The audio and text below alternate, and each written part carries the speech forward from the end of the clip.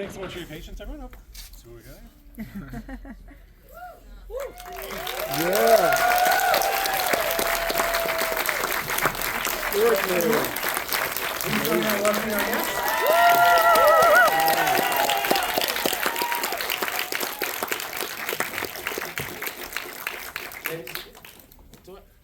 Hello. Hello. Can we maybe just have one extra round of applause for Arm and Heger?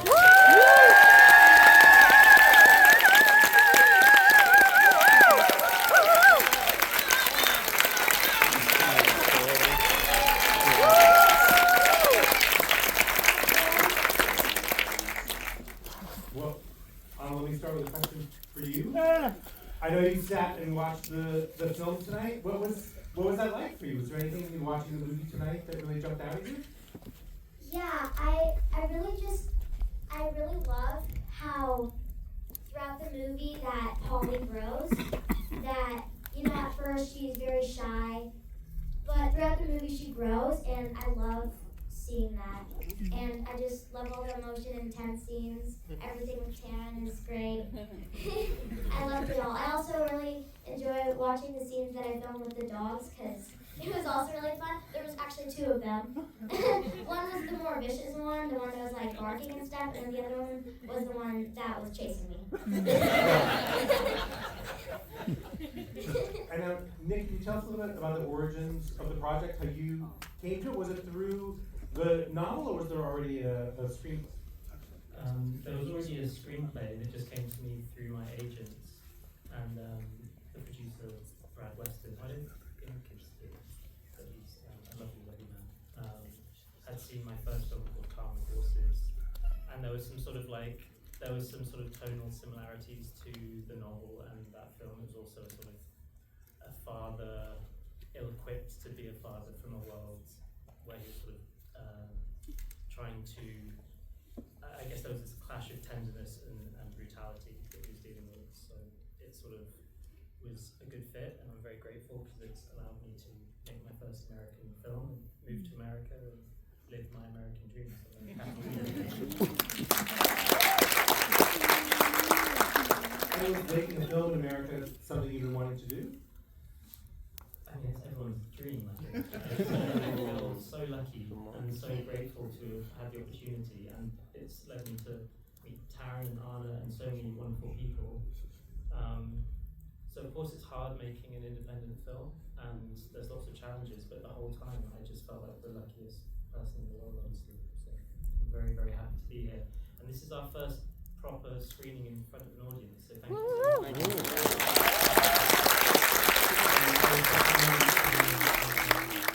And Taron, for you had some experience with the American sort of crime saga from your series Blackbird. Was this a genre that you wanted to return to? I think it was less about the genre than it was that when I read it, I just felt it had the makings of something with this incredible soul. It's obviously a very hard story, and it's complicated, and you're seeing a very young, vulnerable person in extreme circumstances, but I just thought that it had this real rough diamond heart to it that I just found completely irresistible. And I'd seen Nick's first film, Calm with Horses, which had a different title here. Here it's called The Shadow of Violence. I have nothing to do with that. if you haven't seen it, it's wonderful. It stars Cosmo Jarvis and Barry Keoghan, and I thought it was wonderful. And I think I thought that Nick had an amazing ability to juxtapose. When you do Q&As, you have to use words like juxtapose. And to kind of marry something that feels very hard with a real soft tenderness, and I love that about his first film, and it just struck me as an incredible opportunity, and it has been that. It's it's been the most soulful, enriching, wonderful thing. We had a really special, magical time, didn't we? And we're very proud of the film. And I'm so taken with the fact that as young as you are, this film is actually something of a comeback for you, that you had acted when you were much younger and you've taken a few years away. What is it like for you now returning to acting with this role? it was a little newer for me because it's been a while since I've filmed, but I really enjoyed it, and filming such an intense role that was really challenging, I really enjoyed doing that because I've always wanted to do something like that. Because Nick, was that part hard to film? Was it hard to find someone to play the part of Polly? I mean, when you sign up to do a film, the first thing you're looking for is just to be moved by a story, and it's amazing how rare it is to actually really be moved by a script or a book. And Jordan's book's incredible. It was an incredible, almost intimidating to think, okay, well, how, you know, the responsibility of bringing it to the screen and adapting it. And Polly is so singular and fierce, and the journey is so intense. Once you go, okay, well, this is an amazing story, I want to tell it, then it's only after you sign up to it that you realise, oh, okay, now we actually have to make it and find this young actor to do this film with us. And it was completely nerve-wracking, and it felt impossible until we met Anna.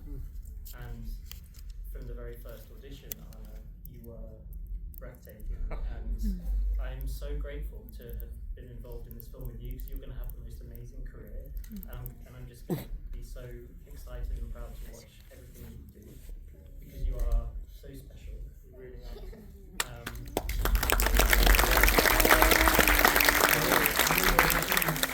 The phone call to Detective Park. Yeah. And Nick sent me this clip and said, I think we might have found her. And it was a clip of Anna on the phone talking to Park, and it's very like what you see in the movie. The amazing thing is, not only she's not just amazing every now and then, she's amazing every time, consistently amazing. And I watched this clip, and it was just the most breathtaking bit of acting. She's so present and so alive to it, and able to convey such fear and anxiety.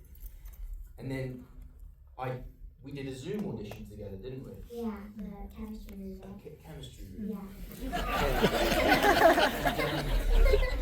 And because I still feel like I'm 10, but I thought, well, this is my chance to be, the older. I can take someone under my wing and look after them, and we got on the Zoom together, and we did the first read, the first scene, and as expected, she was sublime. And I said, Anna, very good. It was very good. She said, thank you very much, Taron. You were very good too. I remember that. And from that moment, if there was any other young actors we were looking at, it's kind of a done deal. Thank you. And do you remember some of your first days on set? Like, what was it like once you were actually shooting the movie? It was so fun. I remember the first scene we filmed. It was the diner scene. It was a little nerve-wracking, because it was, like I said, the first time filming in a while. But even though it was such an intense movie, Taron always kept it light for me, and always so great and amazing. And we did this thing called acting lunges, where we would do lunges in between takes, and it was so fun. Well, I mean, I don't know if there's any actors in here tonight, but everyone knows that you have to do lunges before a scene. How did you think Marlon Brando became Marlon Brando? All about lunges. And I had a jumping jack. We did lots of things. Yeah, you did. You created the jumping jack. Yeah. I think, Nick was really, and all of us, in fact, we wanted to always remember that it's play, that it's not real, and that when the scene ends, we go back to having fun, and it's all about having fun. And I think we succeeded. Yeah, I always felt really comfortable. Because Nick, Saying all the right things. Thank you. Nick, were there any special considerations or complications from a production standpoint, given Anna's age and the nature of some of the material in the story? Yeah, that was, at the forefront of all of traumatic experience for Anna. And so yeah, every sequence that we shot was designed to sort of separate Anna from the context, you know. But which is also a challenge for any actor, you know, to have to act when they're not able to react to what's in front of them.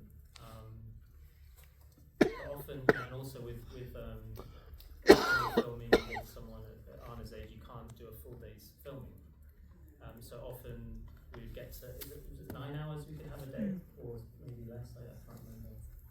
I don't know, but I do remember I could have stayed till 12. Yeah, every time our wonderful chaperone would say, okay, Anna's becoming a pumpkin in 10 minutes, and Anna was like, no, I want to keep going, I want to keep going. And I'm like, well, I would really love for you to keep going as well. Yeah. And obviously, a lot of it we filmed at night, so we'd get to midnight often, or 1 a.m, and Anna would be made to go home, and you often didn't want to, and I would be. You would have to stay till I would 11. have to stay Yeah. in the cold, fighting a miscellaneous bad guy. But you never complained. You were. Well, I never. Yeah, you never. No, Taron, there's a fight scene fairly early in the film that I think is really remarkable for both how brutal it is, but also for how vulnerable it feels. And part of that is the fact that you are wearing just a pair of boxer shorts. Yeah. Can you talk about that decision? The least flattering pair of boxers. They're supposed to be prison standard, you know. Well, can you talk a little bit about shooting that scene? And was that difficult for you? It was very cold. Yeah. Yeah,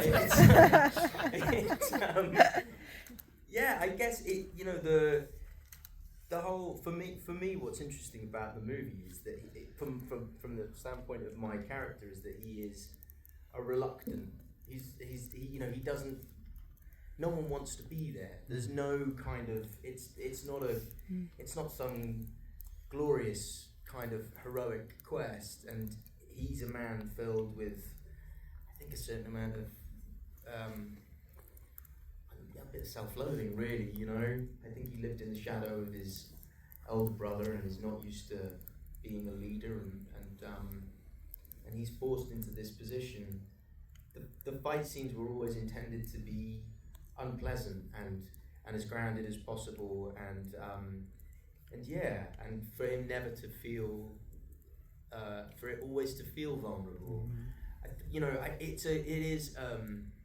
It's constantly a mystery to me how I end up in action films. I'm very grateful for it. I loved it, but I was like a kid who got picked last for the sports team at school. I think it's obviously all starts with Kingsman when I was 23, 24, and I'm very grateful for it. But I always feel a little bit like a fish out of water. Much happier in a musical. But I always feel like the thing I want to do is try, and I think this is where Nick and I really chime, is we're both really interested in where tenderness meets something that feels very hard and harsh, and that is something that was at the forefront of my mind with any of the fights. And can you talk a little bit more about that, Nick? I mean, one of the things that is really remarkable about the movie is the way that it is this family drama. It's a sort of almost like a character study, but it's also this very gritty crime film. And was it difficult to find the sort of fulcrum point between those different story streams? I think yes, it's tricky because when you tell a story which is within a genre, you make a deal with the audience, so there's certain expectations of what you're walking into. But the movies I love are character driven and are full of heart. I love making films, but I'm not an intellectual filmmaker. Everything I do is about feeling and being moved. So naturally,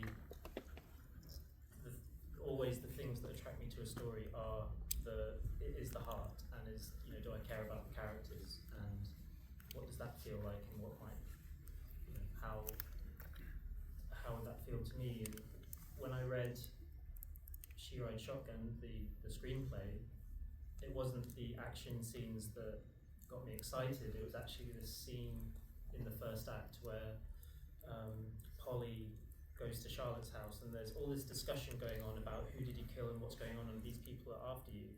But Polly's never seen a hermit crab before, so she's just kind of studying these little crabs in this tank.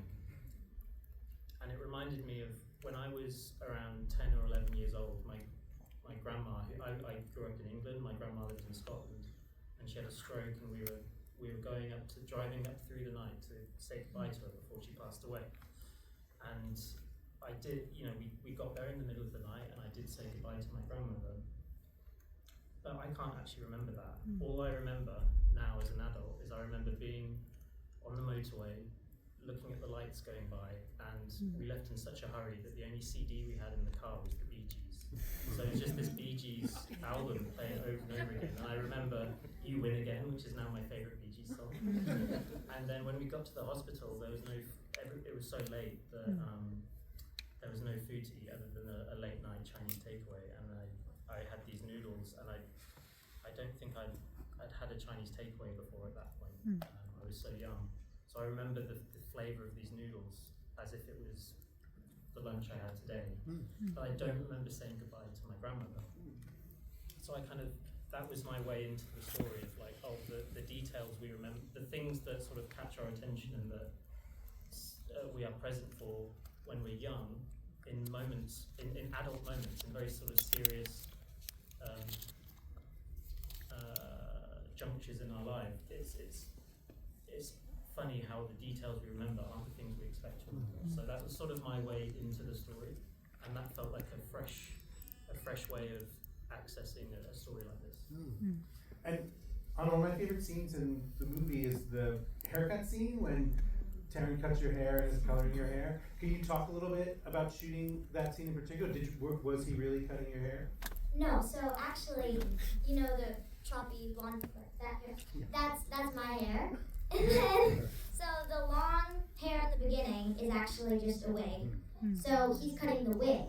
And then it cuts to a different part where it just shows my hair, so it looks like he cut it. And that was really fun shooting. I really loved it. Taron, you remember that scene? I do, yeah, and it was a really, felt really magical. Nick has got this incredible way of conjuring an atmosphere and keeping the set and the crew all very in flow, and so it really feels like you can play. And we had a terrific script, but we also really welcomed any opportunity to improvise, and we had fun bouncing off each other a little bit. And Oh yeah, we did improvise. That was also really fun. yeah, It I know felt so you're very good at improvising. Thank you. Very good. I do that with my dad too when we're preparing. Yeah. We always improvise so it feels more natural. And then we put back the writer's words so it just feels like I'm having a conversation. But yeah, we did. We had a really lovely time shooting that scene, Yeah. and it is my favourite scene in the movie too. And I think it's I think everything in the film happens so quickly that I think Nate hasn't really got time to process anything. He hasn't processed what's happened to his ex-wife. And, he's so in shock about what he's done as well, I think, and I think there are a couple of little touchstone moments in the movie where he kind of comes back to the present and sees this human being that he's had a hand in making, and she's so fully realized and glorious, and that scene is definitely one of those moments. And it was a real honor for me making this film, and that was one of the days that felt most special. It's just I'm really proud to share it with you all tonight. I'm really grateful for you all being here. It's so special.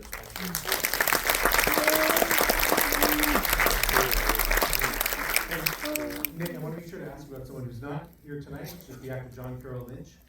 He's also in a movie right now called Sorry Baby, where he plays a gruff but lovable sandwich shop salesman. And it couldn't be further from his part here. I mean, just the mustache, his whole demeanor. Can you talk a little bit about just casting him in this part? I think it's a really kind of unexpected role for him. he's, as you say, he needs no introduction. He's been in so many of my favourite movies, and the only negative is that when you're working with John, is you get a sore neck because he's so tall. Like this. But yeah, he's a big teddy bear, and we were so lucky to have him on in the film playing Hauser, and it was a sort of pinch me moment to sort of. It's part of this whole kind of living my dream of in New Mexico in this Americana setting. Here's John Carroll and Taron and Anna, and it's all very surreal. And I just saved every moment. And we have a few minutes for some questions from the audience. If anybody has any questions for our guests, all the way in the back. My question's for Nick, first fellow Water Sprite alum. So happy to see you here. Love Water Sprite. Yeah, love Water Sprite. I was really enamored with the way you shot New Mexico. I thought it was very refreshing, and the way in which you depicted the landscapes as well as the residential areas was just unique for that setting. I'm just curious about your approach to locations and what that process was like, and what your intention was in depicting this environment. And the questions for Nick, it has to do with the way you shot New Mexico. Thank you for the question, and that's a very interesting question. It was one of the biggest creative decisions actually was to set it in New Mexico, because the book is set in Los Angeles, and Jordan, the writer of the novel, I believe, is here somewhere in the audience.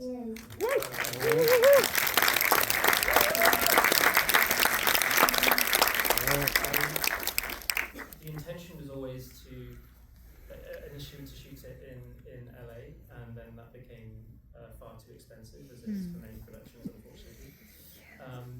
So then the only way of making the movie was to shoot it in New Mexico. And when I arrived, because I've not spent loads of time, I've been to LA a little bit, I've never been to New Mexico until making this film. And I didn't know the nuances and differences between a Californian desert and a New Mexican desert. And it was something I wrestled with, but I felt like I would make a better movie if I changed the location to New Mexico, so I could just respond to what I was seeing and turn my disadvantage of being an outsider, turn it into an advantage, because I was seeing these landscapes I'd never seen before and falling in love with all these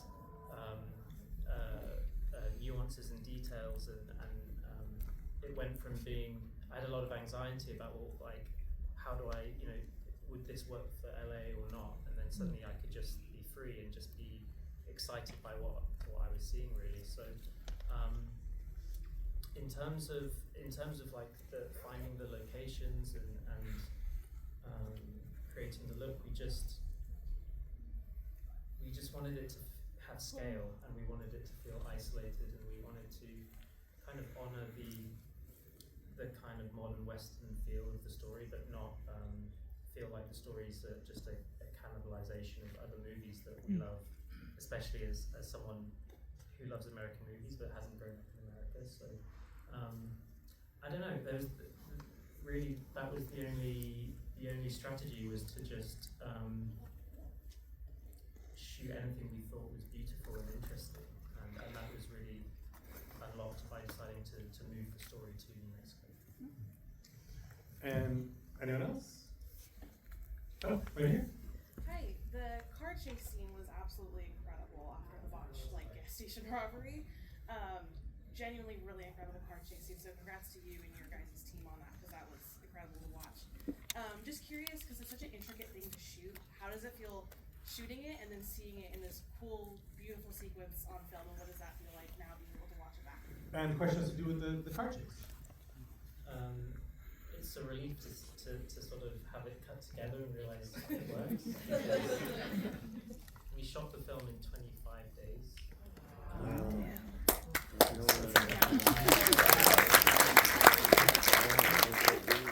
And when we started the shoot, we thought it was 32, and it gradually dwindled, and so did Nick's. But I say that because it was quite extraordinary for me to watch Nick captain the ship through the extraordinary trials and tribulations of making a movie like this with the means and resources we had. I just don't think many people could have done it and made what we made, and it was really inspiring to watch. Thank you for saying that. Yeah, we had like a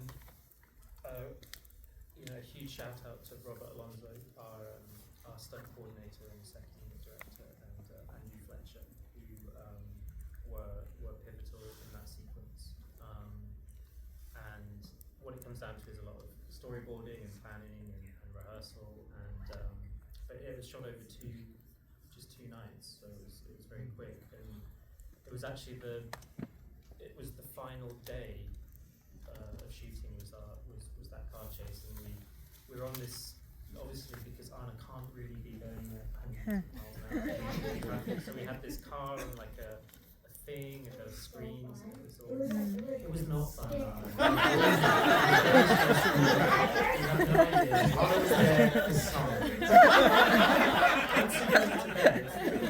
Carried on into the night. I was nauseous because it was like spinning around, but it was actually so fun. I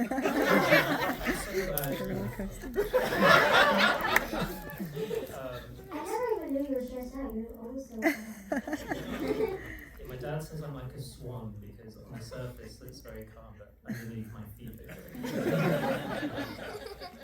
But yeah, we got it done, but we had to cut loads of shots, and we had to, it was like all these things that was going to be, you try and push the boundaries of the time and money that you have, and ultimately it comes down to everyone running around like crazy 10 minutes before we have to wrap, and wondering if it's going to cut together, but thankfully it did. Sorry for being a kid and needing to. Thank you. And I'm afraid that's all the time we have, so we're going to have to wrap things up. If everybody just stay in their seats while our guests make their way out of the theater. Thanks everyone for being here.